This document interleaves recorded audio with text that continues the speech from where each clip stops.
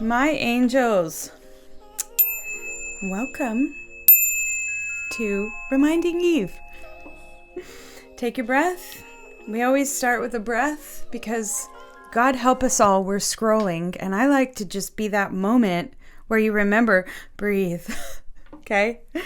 It's not a small thing. You may not do it again consciously for hours. Do we not? Do we not just get on with our day and forget, oh yeah, center. Right. So I hope you had your moment.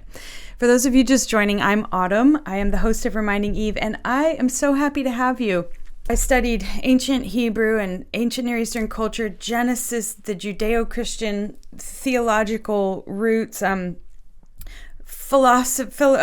and psychology, philosophical theology, all that stuff, all that interdisciplinary stuff. That was my world for 5 years. So lectures and just really getting the arguments clear in my mind. And so when I started my channel, because I am so excited and interested in everything, I was following my podcast hero's advice, Joe Rogan. I unashamedly love him. His advice was just only talk about stuff you're actually interested in. And I thought, yeah. So I have been. And part of this kind of, what do we want to say, this maturation process of embodying everything that Reminding Eve stands for, which is the spiritual and the practical all in one place, we have to practice. We have to try. We have to just go for it, right? So having procrastinated starting a channel for a very long time, I did just go for it. And what I have found and what I want to share with you right now is that it's true. Like everything they say about just starting, it's true. It's the secret of so many leaders and entrepreneurs and just pioneers in every field.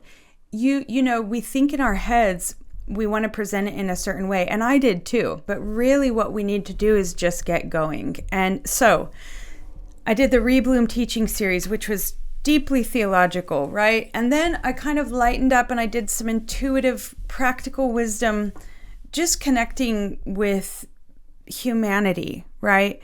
And doing prophetic messages and just leaning in because I didn't just want to teach. And then I started another series because all things energy, all things new age from a Christian taboo perspective, wanting to look at all of that. And I have other things I'm interested in. And as this cosmic shift was happening over the last week, you guys, by the way, if you're just joining this channel, I am not an astrologer at all, but I find it very consistent with the theological teachings that I have come to learn, that cosmically, energetically, we are interdependently created.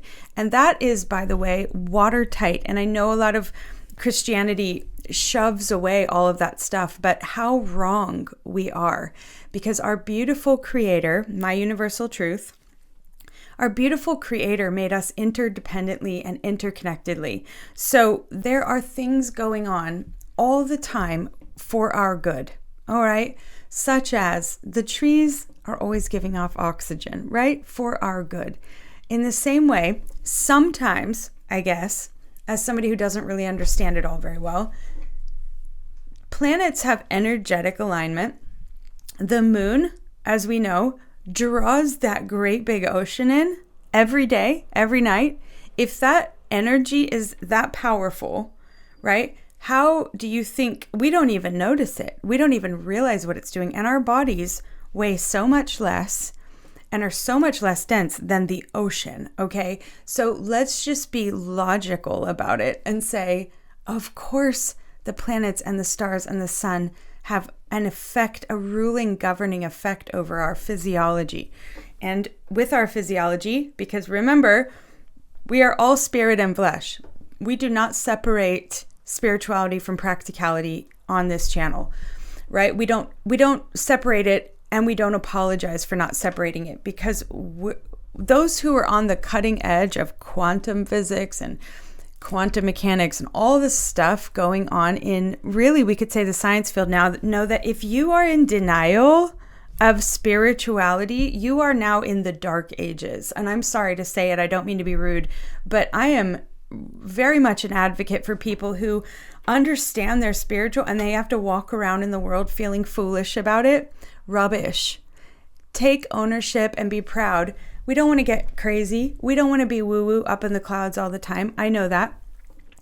But there are people called. Everybody were made differently. There are people called to just study the stars. There's people called to just do prophetic messages. There's people who are just doing tarot readings because all they feel their purpose and meaning is on this earth to help heal and connect people. So let's just have honor and respect for the woo-woo, okay? Let's just be clear. Now, most of us are, going to be doing a range of things in between. But why am I saying all of this? Because all of what's going on cosmically right now, you would think the shift would happen at the end of a year or the beginning of a new year, but it's happening now. And it is kind of planetary wise, something is at 0 degrees and I can't remember what it is, but it doesn't matter. There's something very unique happening energetically that I would translate in my automese this way. It's time for a blank page, okay?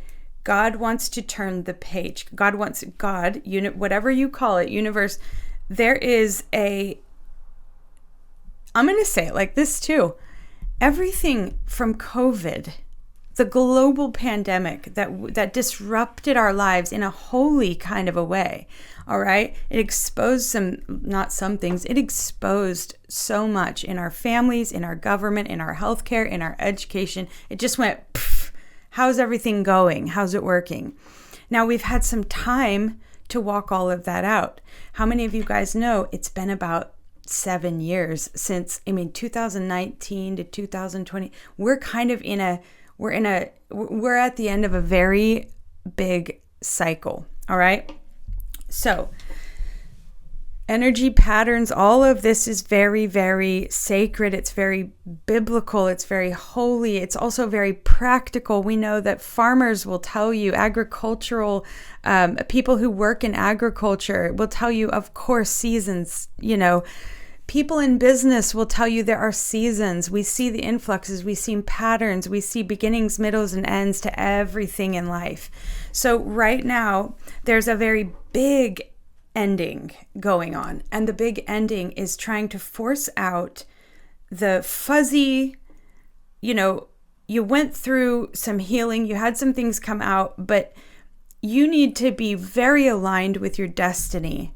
Okay, your mission in life, why you were put here.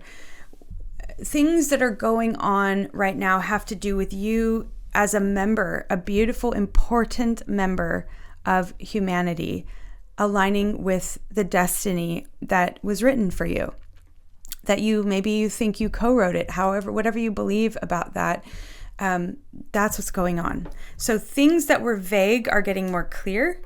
Things that there was no life left in them, they're getting shoved out. Things that are still energetically exciting or there's something to it, they're getting pulled into the new page that you get to write on. So congratulations, you get to write on a new page. And if you're not feeling that right now, you will be feeling it in the next few weeks to some degree. Clarity is gold. All right, why is clarity gold? Because it allows us to get more economical and efficient with our time. So I want to illustrate in practical terms, using my own experience, an example of what's happening right now. I've always been into all the subjects around theology, anthropology, philosophy, psychology, blah, blah, blah, blah. Love them all. I've studied them all, and I'm doing my master's in psychology now, so I just have I just love to learn. However, and I know that I'm really called to communicate. So I love to teach. I love to make things understandable for people. So you would be in your life knowing that you are constantly drawn to themes, certain themes. And then you might know as well where your gifting is. Like you might function, you might know, for example, my youngest daughter is a leader. Okay, she will take charge. She knows she likes to lead. She likes to be in control. My middle daughter is like, go ahead.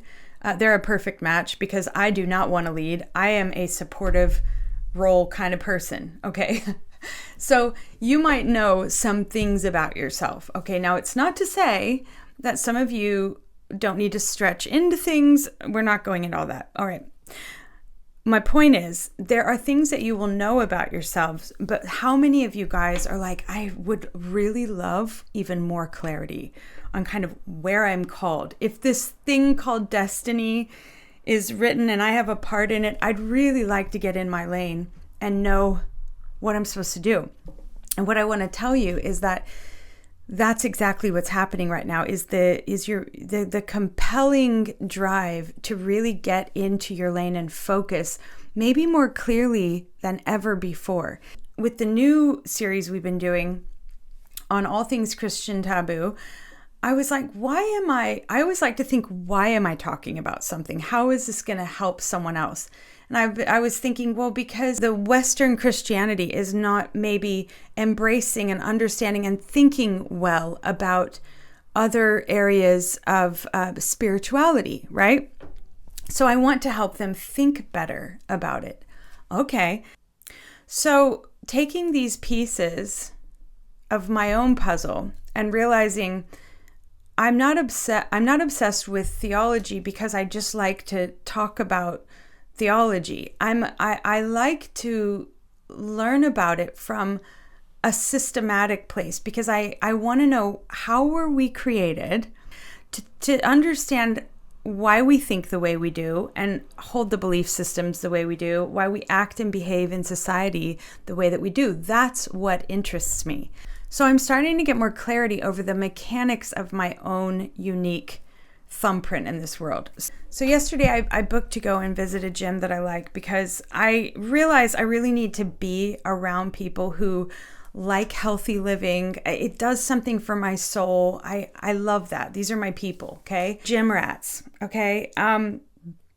So I go and I have every intention in my mind of being very serious about joining this gym. But when I'm there, I'm thinking, I actually need to get a little job at the moment, and I'm thinking about getting a membership. So the membership would be free. So maybe I need to be looking here for a job.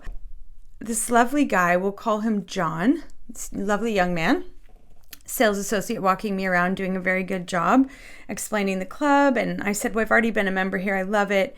And we're just talking, and he is really asking me a lot of questions about myself. And I said, well, I do, a podcast and I do coaching and stuff. And he said, oh, I'd love to get some coaching. And I'm thinking, that's so cool. Okay. First of all, young guy, maybe early 20s, he wants to do coaching. I'm like, I love these kids. They're not even kids. They're just like going for it. So impressed. Anyways, we're walking around, we're talking, and we just hit it off. All right.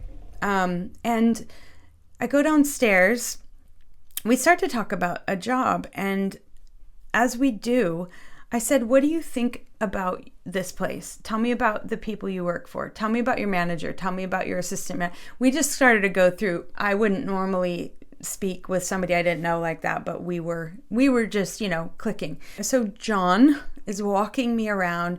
We're talking as we go about the dynamics of the club, and we walk downstairs.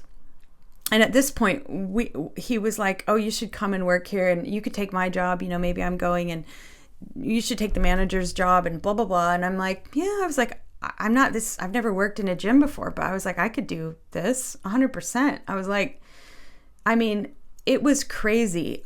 For a second, I thought, maybe I will. Maybe I'm going to come and do this, because the things that we were talking about were leadership issues. And I was saying to him, because he was explaining to me the dynamics, the methodologies that the people in charge were using. And I said, you can feel it, can't you? And he was like, yeah. I said, this place the morale needs to be boosted. It feels dark energetically, like, all it takes is the right person leading with the right disposition. And the entire atmosphere changes, because what is in the manager will be replicated, right? What is in the assistant manager? What is in the person that runs the cafe, right? How the GM is, how the manager is. And I just saw it so clearly. And we were sat there talking, and I thought I could just bring some sunshine. I want to just bring some sunshine to this place. It's a club. It shouldn't be feeling, there was like a little bit of a funky thing going on. And this is why I'm not saying any names, because I actually love this club. But my point being, I was having this conversation with John about work, but really there was the creator was having a conversation with me, if it makes sense. And what I was seeing was that I can see so clearly how the spiritual principles that we talk about on this channel, they translate into the natural, practical world 100% of the time. What's inside of the seed is what bears fruit, right? And so I could almost, by just looking at the fruit, I could tell you that something was wrong. I could tell you that this place was in transition, and the clientele would be feeling it, because there was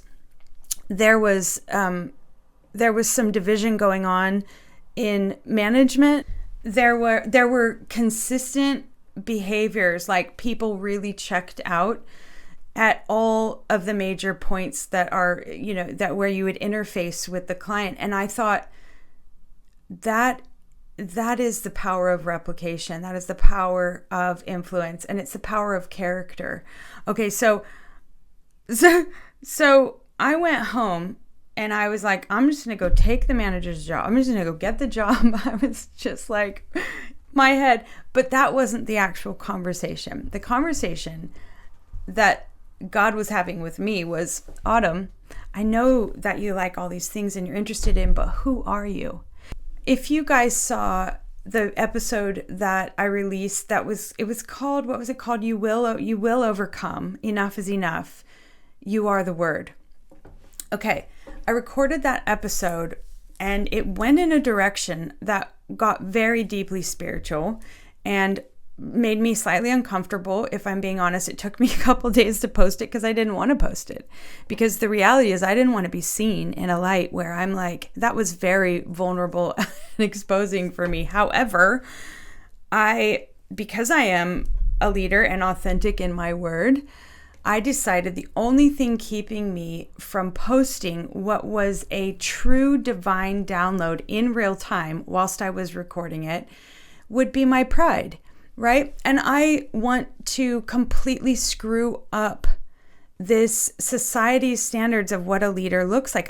We are a new model. We are a new pioneer. How many of you guys know that? This overly, like, I have it so together all the time, that is rubbish. Okay. And people don't need to just see people who are perfect, because it's not real. We need to actually learn how to be agile, you had a moment and you cried on your episode. Well, what do you do with that? Do you show people that side, that you actually experience those kind of emotions and those spiritual downloads, or do you hide that and you come and you do it really polished? Well, I want to be authentic. So I wrestled myself and I finally was like, I'm posting it, because the whole point of reminding Eve is to remind us that our best downloads come from above. Anybody who has created or invented anything, Einstein, the best songwriters, everybody who just has magnificent ideas that come through into this world will tell you they came from somewhere else. Okay? So the word that came through on that episode was that everything that you have overcome is who you are in this world. And it's really important that we see it in the right light. If we never even get to the point where we feel we've overcome anything, that's something we got to get to first.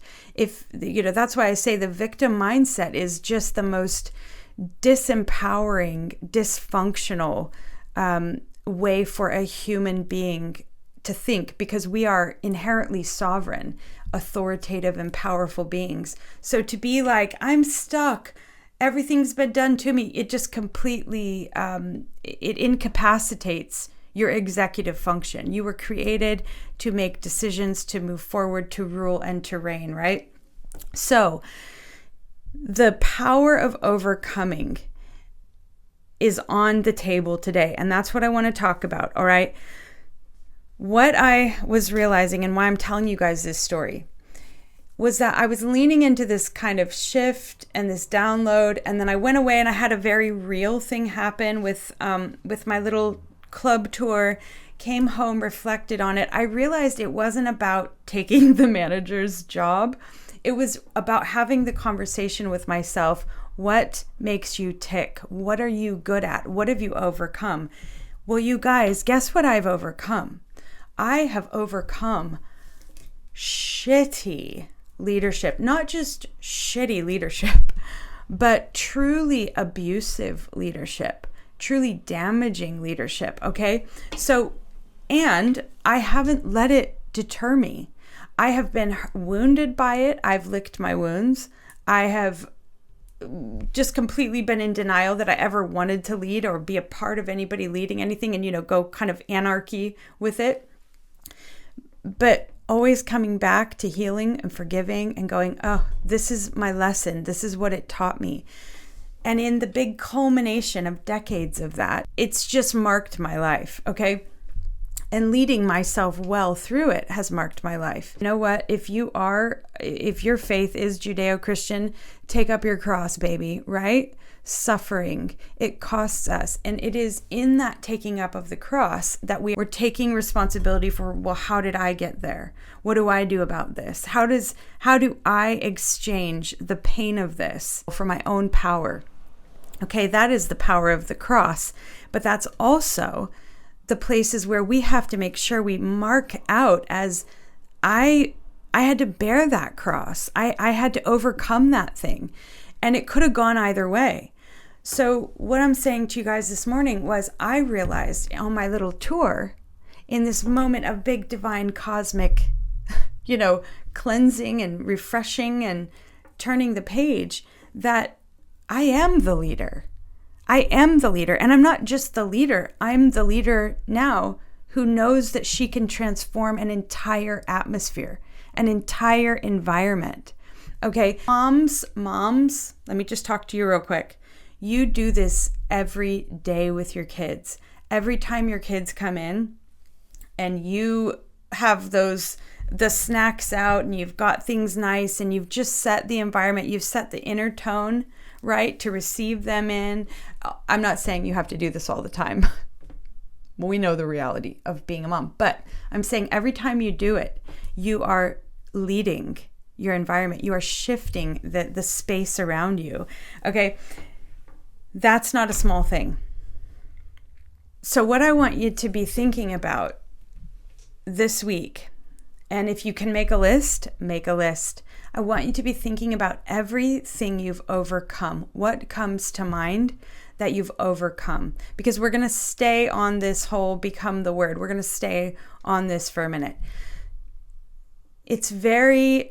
Nobody else has your story. Nobody else has the particularities of your story. The things that you have seen that have caused you the greatest pain are the very markings of the destiny of your life, the problems that you're called to solve. And I just want to, on this channel, as I pivot this channel again into its next phase of who I am ultimately and how I'm aligning with the service that I want to give to this world, I want to just pivot us towards the tips and tricks and practical applications that come with leading well, leading ourselves well, leading our families well, leading businesses well, all of the things, leading churches well. Wherever your leadership domain is, it all starts in you and who you are.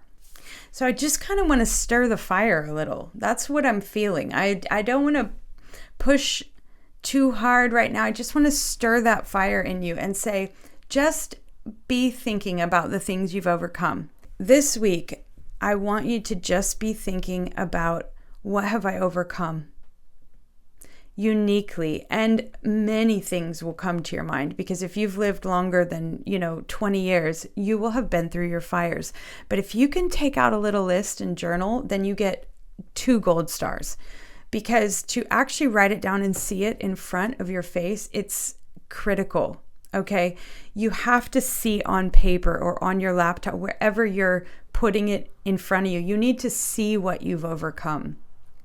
And it will be so cathartic. When you start the process, you are rewriting the script, not just in your life out here, but in your head. And I'm going to come full circle and leave us with this thought.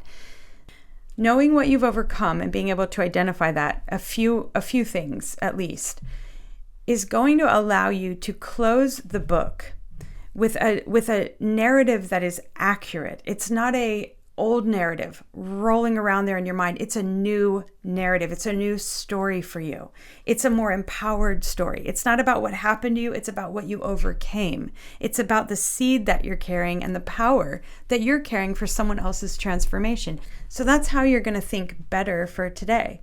You're going to think about how to close this book of time, all the chapters that have been written, so many of the same themes, but you're closing them, I'm closing them, thinking better about the events that have happened in our life through. It's going to allow you to start the new book with a version of you that doesn't have the old story going around in their head. They have a healthier, more whole story, and a more truthful, accurate story. Okay, so I'm really excited, and that's what we're going to keep doing. We're going to keep thinking about how to think better on this channel. I'm so excited about the rest of 2026. I don't think I've been as excited about it as I am right now, because it feels like there are limitless possibilities waiting for us. When we are telling ourselves a new story, we are different. And who we're becoming, you guys, I don't care what the world says, what's on the news, all the bad news. I'm not buying into it. I am so excited to be alive during this day and age. I am so excited about AI. I am so excited, and I'm not naive, but I believe in us as a humanity. I believe in us as masters and not slaves. I'm going to champion us. I'm going to believe in us, and I'm going to equip and empower us by the grace of God. In order to get on top of it. We need to get on top of it now. It's time. You know what I mean? We are going to think better about ourselves, our lives, and the world that we live in. That's what we're going to do, family. I love you. Would you like another breath? I bet you would. I think I need to take one. Ready?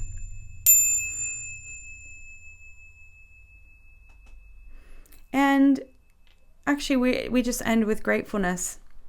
Our prayer is, thank you, God, for everything I've been through. Help me to see it in a new light. Help me to see that every place I've had my greatest pain was actually the greatest gift of my life. Help me to find it. Help me to see it. I'm open and I'm willing. I want to think better about my story. Okay, my angels, I'll see you next time.